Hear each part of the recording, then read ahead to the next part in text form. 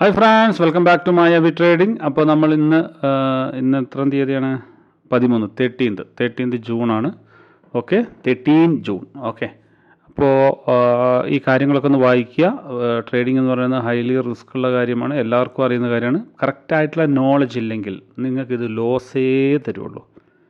കറക്റ്റായിട്ട് നോളജും കാര്യങ്ങളും വെച്ച് മണി മാനേജ്മെൻറ്റ് നോക്കി, ഇതൊരു ഒരുപാട് കാര്യങ്ങൾ നമുക്ക് നോക്കാനുണ്ട്. മണി മാനേജ്മെൻറ്റ് നോക്കണം, നോളജ് വേണം, അതുപോലെ തന്നെ ഇമോഷണൽ കൺട്രോൾസ്, ഇതൊക്കെ എല്ലാം കൂടെ ഒരുമിച്ച് വെച്ചിട്ടേ നമുക്ക് ട്രേഡിങ്ങിൽ സക്സസ് ആവാൻ പറ്റുള്ളൂ. ഓക്കെ, അപ്പോൾ ഇതൊക്കെ ഒന്ന് വായിച്ച് നോക്കുക. ഓക്കെ, 18 വയസ്സിന് ശേഷമുള്ളവർ കറക്റ്റായിട്ട് എല്ലാം നോക്കുക. ഓക്കെ, അപ്പോൾ നമ്മളിന്ന് USD PKRലാണ് നമ്മളിന്ന് ട്രേഡ് ചെയ്യാൻ പോണത്. Okay, USD PKRൽ. ഓക്കെ, നമുക്ക് നോക്കാം, ചാർട്ട് നോക്കാം. ഈ ആവശ്യമില്ലാത്തൊക്കെ ഒന്ന് കളയാം. SDBRL, NSD കാർഡ് ഇതൊന്നും വേണ്ട. USD PKR. ഇപ്പോൾ USD PKR ഇവിടെ ഒരു ചെറിയ ഒരു റെസിസ്റ്റൻസ് ഉണ്ടായിരുന്നു. ചെറുതെന്നല്ല, റെസിസ്റ്റൻസ് ഉണ്ടായിരുന്നു. ആ റെസിസ്റ്റൻസിനെ ബ്രേക്ക് ചെയ്യുകയോ അല്ലെങ്കിൽ റെസ്പെക്റ്റ് ചെയ്യുകയോ എന്നുള്ളത് നമുക്ക് നോക്കാം. ഓക്കെ, അതിന് ശേഷമാണ് നമ്മൾ ട്രേഡ് എടുക്കേണ്ടത്. എങ്ങനെയാണ് അങ്ങനെയാണ് നമുക്ക് ട്രേഡ് എങ്ങനെ എടുക്കേണ്ടതെന്ന് നമുക്ക് നോക്കാം. ഇതെന്തത്? Okay, rectangle. ഓക്കെ, എപ്പോഴും നിങ്ങൾ ഒരു ബിഗിനിങ് സ്റ്റേജ് എന്നല്ല, പ്രൊഫഷണൽസ് ആയാലും എത്ര ആയാലും ശരി, സപ്പോർട്ട് ആൻഡ് റെസിസ്റ്റൻസ് എന്ന് പറയുന്ന സംഗതിനെ നിങ്ങൾ മറക്കുവാൻ പാടുന്നതല്ല.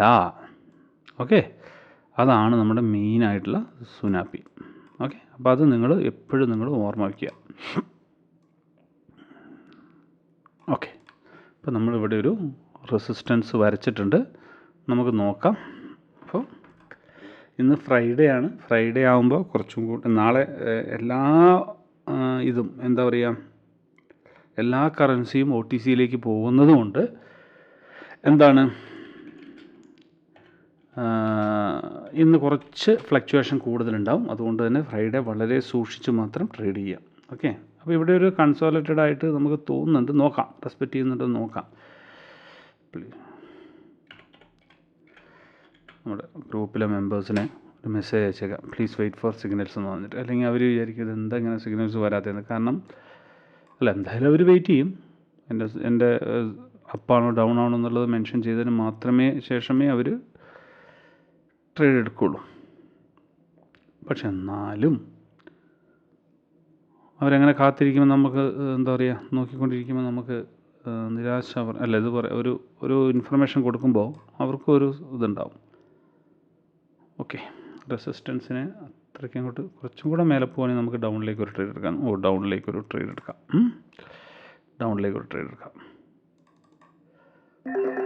അപ്പോൾ ഇതിലേക്ക് ഡൗണിലേക്ക് ട്രേഡ് എടുത്തതിൻ്റെ ഇത് നിങ്ങൾക്ക് ഇന്നലത്തെ വീഡിയോയിലും എല്ലാ വീഡിയോയിലും ഞാൻ പറഞ്ഞിരുന്നു. ഒരു റെസിസ്റ്റൻസിനെയും അല്ലെങ്കിൽ സപ്പോർട്ടിനെയും അത് ബ്രേക്ക് ചെയ്യുമ്പോൾ ഓക്കെ, ചാൻസ് കൂടുതലാണ്. എന്തിന്? ഒരു റീട്രസ്മെൻറ്റ് വരാൻ ചാൻസ് കൂടുതലാണ്. ശ്രദ്ധിക്കുക, ചാൻസ് കൂടുതലാണ്. എപ്പോഴും വന്നോണമെന്നില്ല. ഓക്കെ, പക്ഷെ ചാൻസ് കൂടുതലാണ്. അപ്പോൾ റീട്രസ്മെൻറ്റിന് വേണ്ടി നമ്മളൊന്ന് വെയിറ്റ് ചെയ്യുമ്പോൾ ആ ഒരു റീട്രസ്മെൻറ്റാണ് നമ്മളിപ്പോൾ ഒരു ഡൗണിലേക്ക് ഒരു ട്രേഡ് കൊടുത്തത്. ഇത് ശരിക്കും അങ്ങോട്ടാണ്, ഇത് അപ് ട്രെൻഡാണ് അല്ലേ? ഇത് നിങ്ങൾ നോക്കുമ്പോൾ ഇതൊരു അപ് ട്രെൻഡാണ്. അല്ലെങ്കിൽ എന്താ പറയുക, അപ് ട്രെൻഡ് എന്ന് പറയാൻ പറ്റില്ല. ഇത് ഈ ഒരു റെസിസ്റ്റൻസ് വരെ പോകാനുള്ള ചാൻസ് കൂടുതലാണ്. പക്ഷെ എന്നിരുന്നാലും നമ്മൾ ഡൗണിലേക്ക് കൊടുത്തെന്ന് വെച്ചാൽ ഒരു റീട്രസ്മെൻറ്റ് വരും എന്നുള്ള ഇതിലേക്കാണ് നമ്മൾ കൊടുത്തത്. ഓക്കെ, ഇനിയിപ്പോൾ ഒരു MTG എടുക്കേണ്ട വരും. ഓക്കെ, MTG നമ്മൾ എടുക്കേണ്ടി വരും. നോക്കാം.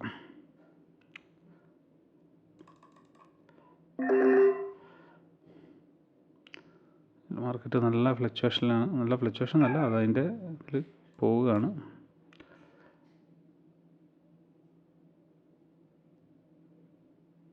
നോക്കാം എങ്ങനെയുള്ളതെന്ന്.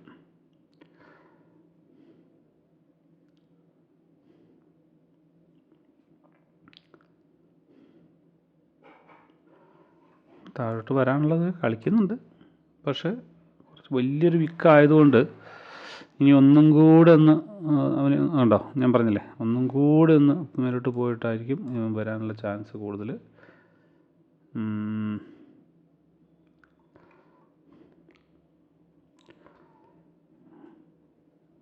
നമുക്ക് നോക്കാം.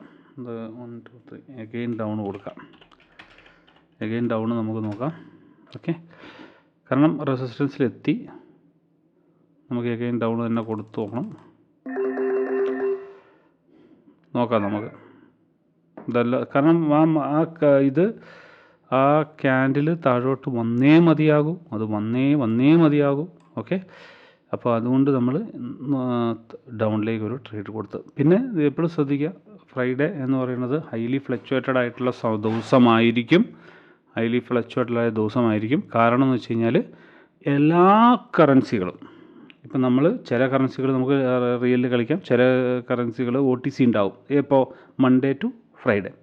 പക്ഷേ സാറ്റർഡേ എന്ന് പറഞ്ഞൊരു ദിവസം, സാറ്റർഡേയും സൺഡേയും എല്ലാ കറൻസികളും, ഓക്കെ, നമ്മൾ ട്രേഡ് ചെയ്യുന്ന എല്ലാ കറൻസികളും എന്താണ്, അത് OTCയിലേക്ക് പോകും. അപ്പോൾ ഫ്രൈഡേ മുതൽ തുടങ്ങുകയാണ്. മനസ്സിലാവുന്നുണ്ട്? അപ്പോൾ ഓരോരുത്തർ അവരുടെ മറ്റേ എമൗണ്ട് വിഡ്രോ ചെയ്യൽ അതുപോലുള്ള കാര്യങ്ങൾ ഒക്കെ നടക്കുന്നുണ്ട്. എന്താ പറയുക, ചിലവരെന്ന് വെച്ച് കഴിഞ്ഞാൽ ഫ്രൈഡേ എല്ലാ പൈസയും വിഡ്രോ ചെയ്യും, എന്നിട്ട് മൺഡേ പിന്നെ ഡെപ്പോസിറ്റ് ചെയ്യും. മനസ്സിലാവുന്നുണ്ടോ? അപ്പോൾ അങ്ങനെയുള്ള പരിപാടികളൊക്കെ നടക്കുന്നതുകൊണ്ട് എന്താ ചെയ്യുക, നല്ല ഫ്ലക്ച്വേഷൻ ആയിരിക്കും. അപ്പോൾ ആ ഒരു ഇത് നടക്കുന്നതുകൊണ്ട് എന്താ പറയുക, മാർക്കറ്റ് നല്ല ഫ്ലക്ച്വേഷനാണ്. മനസ്സിലാവുന്നുണ്ടോ? മാർക്കറ്റ് നല്ല ഫ്ലക്ച്വേഷനാണ്. അതാണ് സംഭവം. അപ്പോൾ അതുകൊണ്ട് നമ്മൾ ശ്രദ്ധിക്കുക, കഴിയുന്നത് എമൗണ്ട് കുറച്ച് വെച്ചിട്ട് ട്രേഡ് ചെയ്യാൻ നോക്കുക. എപ്പോൾ? Only Friday.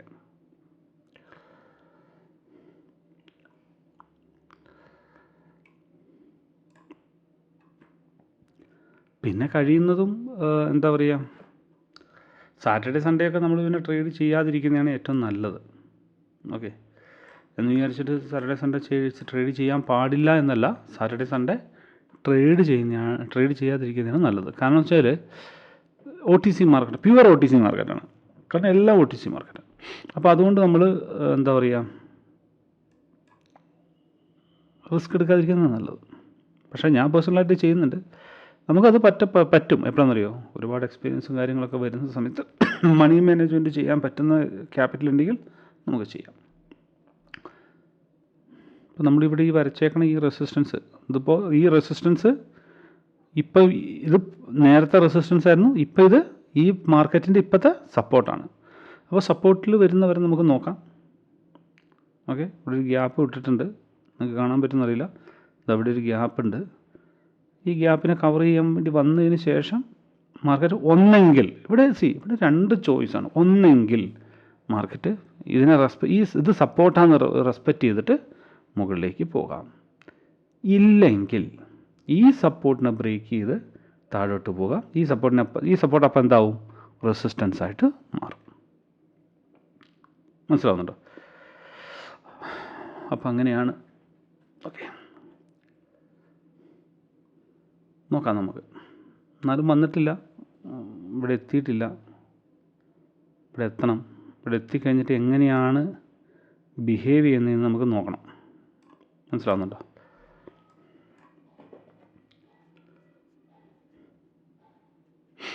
വെയിറ്റ് ചെയ്യാം, ഇത്രയേ ഉള്ളൂ. എത്രത്തോളം നമ്മൾ വെയിറ്റ് ചെയ്ത് നമ്മൾ അത്രയും പെർഫെക്റ്റായിട്ട് നമുക്ക് ട്രേഡ് എടുക്കാൻ പറ്റുമെങ്കിൽ അത് നമുക്ക് നല്ലൊരു പ്രോഫിറ്റ് തരും. നമ്മൾ പെട്ടെന്ന് നമ്മൾ ഒരു തിരക്കായിട്ട് അല്ലെങ്കിൽ നമ്മൾ വേറെ എന്തെങ്കിലും വർക്ക് ചെയ്തുകൊണ്ട് അതിൻ്റെ ഇടയിൽ കൊണ്ടുപോയിട്ട് ഒന്ന് ട്രേഡ് എടുക്കാം, അല്ലെങ്കിൽ ഒരു ഓപ്പർച്യൂണിറ്റി കണ്ട് വേഗം ട്രേഡ് എടുക്കാം എന്നൊക്കെ വിചാരിച്ച് നമ്മൾ നിന്ന് കഴിഞ്ഞാൽ എന്താകും, നമ്മൾ ലോസിലേക്ക് വരും. ഇതൊന്ന് ഒരു അപ്പ് കൊടുക്കുന്നുണ്ട്. അത് നോക്കാം. ഒരു അപ്പ് കൊടുത്തിട്ടുണ്ട്.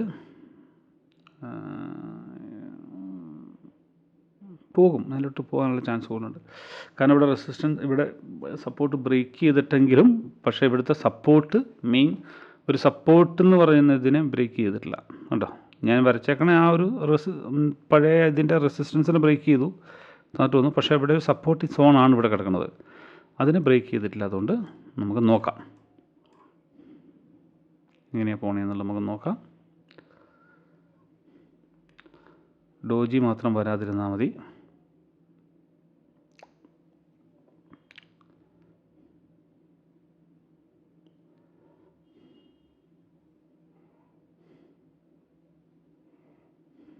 MTG റെഡി ആവാം.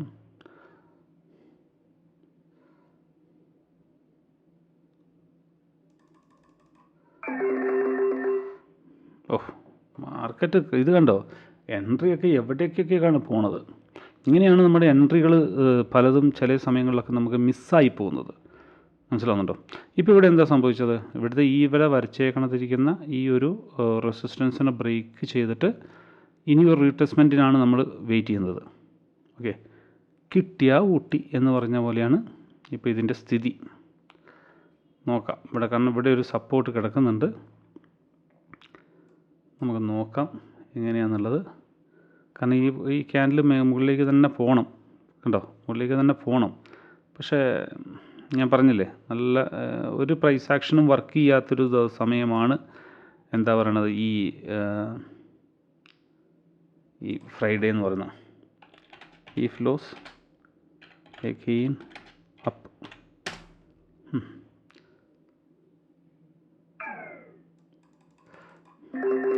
ഞാൻ പിന്നായത് നോക്കണ്ട, എൻ്റെ ആ മേലത്തേക്കൊരു എൻട്രി ഇതായതുകൊണ്ടാണ്. ഓക്കെ, എൻട്രി ഉണ്ടോ, ചെറിയൊരു ഇതിൽ ഫ്ലക്ച്വേഷനിൽ എൻട്രി ഇതായിപ്പോയി. കുഴപ്പമില്ല, വിട്, കുഴപ്പമില്ല. നമ്മൾ ലോസ് നമ്മൾ ബുക്ക് ചെയ്തേ മതിയാകുമെന്നാണ് ക്യാൻഡിൽ പറയുന്നത്. കാരണം ഇവിടെ എന്താ പറയുക, ഇവിടെ തീർന്നു, സെല്ലേഴ്സിൻ്റെ ഇത് തീർന്നു. ഇനിയിപ്പോൾ ബയ്യേഴ്സിൻ്റെ ഇതാണ്. നോക്കാം നമുക്ക് എങ്ങനെയാണെന്നുള്ളത്. അല്ലെങ്കിൽ നമ്മൾ അടുത്ത ക്യാൻഡിൽ നമുക്ക് പ്ലാൻ ചെയ്യാം, അത്രയേ ഉള്ളൂ. അടുത്ത സിഗ്നലിൽ നമുക്ക് റിക്കവർ ചെയ്യാം.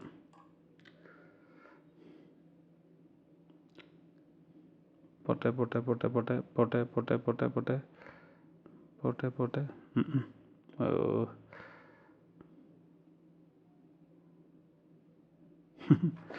കണ്ടോ, അതാണ് അവിടെ പ്രശ്നം വന്നത്. നമുക്ക് ലോസ് റിക്കവർ ചെയ്യുക, ലോസ് നമുക്ക് ചെയ്തതിന് ശേഷം നമുക്ക്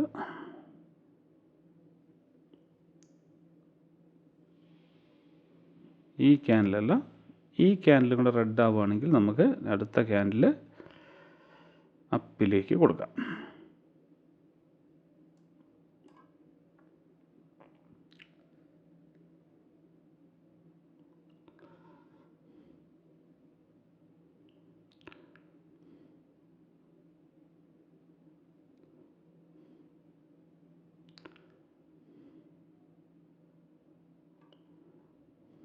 നല്ല ഇതുണ്ടല്ലോ, റെഡിലേക്ക് വാ, റെഡിലേക്ക് വാ, റെഡിലേക്ക് വാ, റെഡിലേക്ക് വാ, റെഡിലേക്ക് വാ, റെഡിലേക്ക് വാ, റെഡിലേക്ക്. ഓക്കെ,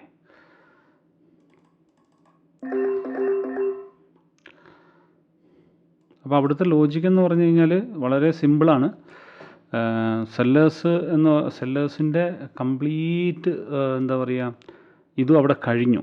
ഓക്കെ, ഇനി ആ ഒരു ഫ്ലക്ച്വേഷൻ്റെ ഇത് ഉണ്ടോ, ഇതൊന്ന് കളിക്കുന്ന നോക്കി. മുകളിലേക്ക് പോകേണ്ട, അത് കറക്റ്റായിട്ട് അത് ഗ്രീൻ ക്യാൻഡിൽ വരേണ്ട ഒരു ക്യാൻഡിലാണത്. കണ്ടോ, ഇതാണ് ഈ ഫ്രൈഡേയിൽ ട്രേഡ് ചെയ്യുമ്പോൾ നമുക്കുള്ള പ്രശ്നം എന്ന് പറയണത്. ഫ്രൈഡേയിൽ ട്രേഡ് ചെയ്യുമ്പോൾ നമുക്ക് തലയ്ക്ക് ഭ്രാന്ത് പിടിക്കുന്നത് ഇതുകൊണ്ടാണ്. ഓക്കെ, വേറെ ഒന്നുമല്ല, ഇതാണ് ഫ്ലക്ച്വേഷൻ. നമ്മൾ വിചാരിക്കുന്നത് നടക്കില്ല. മനസ്സിലാവുന്നുണ്ടോ? നമ്മൾ വിചാരിക്കുന്നത് നടക്കില്ല. ഇനിയിപ്പോൾ നോക്കി 10 സെക്കൻഡിലായിരിക്കും കിടന്നിട്ട് തിരിയുന്നത്.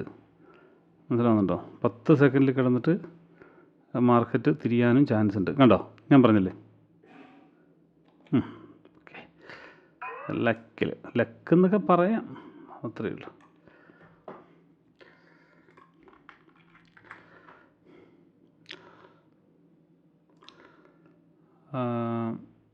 കാരണം ഇതാണ് ഈ എന്താ പറയുക, ഫ്രൈഡേയിൽ ട്രേഡ് ചെയ്യുന്നതിൻ്റെ പ്രശ്നങ്ങൾ ഇതാണ്. ഈ ഒരു സംഗതികളാണ് ഫ്രൈഡേയിൽ ട്രേഡ് ചെയ്യുമ്പോഴുള്ള പ്രശ്നം. പക്ഷെ എന്നാലും നമുക്ക് ട്രേഡ് ചെയ്തിരിക്കാൻ പറ്റില്ലല്ലോ, അതാണ് വേറൊരു കാര്യം.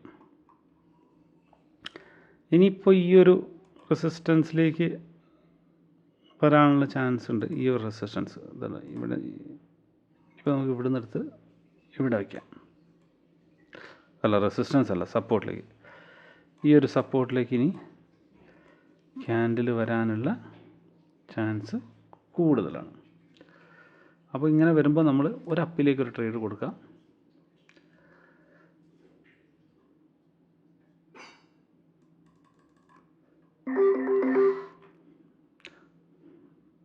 അപ്പോൾ എന്തുകൊണ്ടാണ് എന്താ പറയുക നമ്മൾ മുഴുവനും ഈ ഒരു സ്ഥലത്തേക്ക് വരുന്നത് വരെ വെയിറ്റ് ചെയ്യാത്തതെന്ന് വെച്ച് കഴിഞ്ഞാൽ എന്തുകൊണ്ട് ഇവിടെ കൊടുത്തു അതിങ്ങനെ, കാരണം ഈ സപ്പോർട്ടിൽ വന്നതിന് ശേഷം കൊടുത്താൽ പോരെ എന്നുള്ള ചിന്ത എല്ലാവർക്കും വരും. പക്ഷേ 2 കാര്യങ്ങളാണ് ഇവിടെ സംഭവിക്കുക.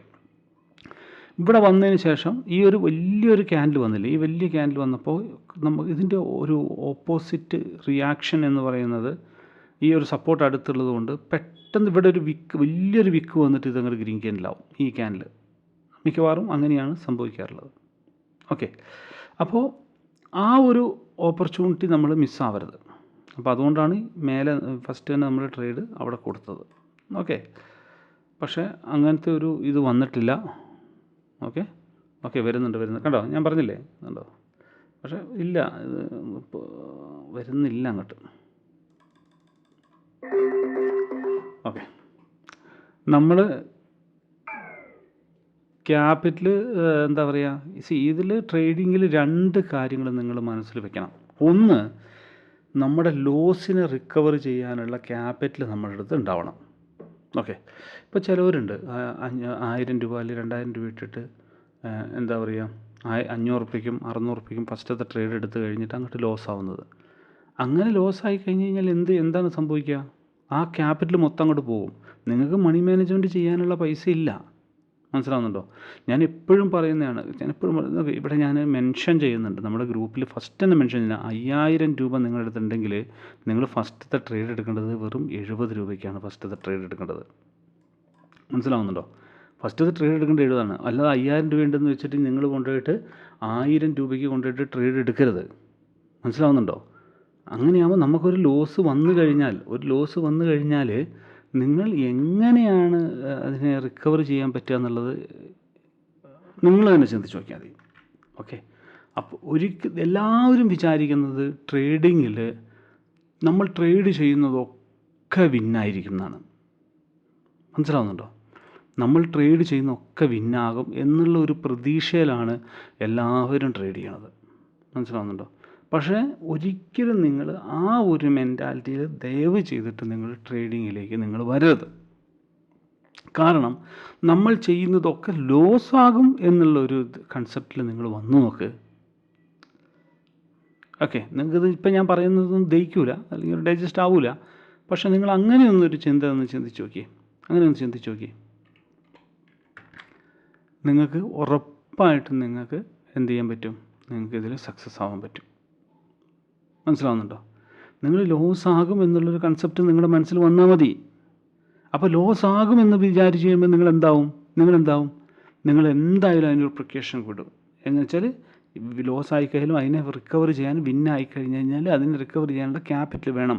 അപ്പോൾ അതിനനുസരിച്ചാണ് ഞാൻ എൻ്റെ ക്യാപിറ്റൽ എത്രയാണോ അതിനനുസരിച്ചാണ് ഞാൻ ട്രേഡ് ചെയ്യേണ്ടത്. അപ്പം ഞാൻ 5000 രൂപ ക്യാപിറ്റൽ അല്ലെങ്കിൽ 2500 റുപ്യ ക്യാപിറ്റൽ ഉള്ളവൻ ഒരിക്കലും കൊണ്ടുപോയിട്ട് 500 റുപ്യക്ക് 600 റുപ്യക്ക് 1000 റുപ്യക്ക് ട്രേഡ് എടുക്കില്ല. ഫസ്റ്റത്തെ അവൻ മാക്സിമം ഏറ്റവും കുറഞ്ഞ എത്ര റുപ്യക്ക് ട്രേഡ് എടുക്കാൻ പറ്റും? 70 രൂപയ്ക്ക് അല്ലേ?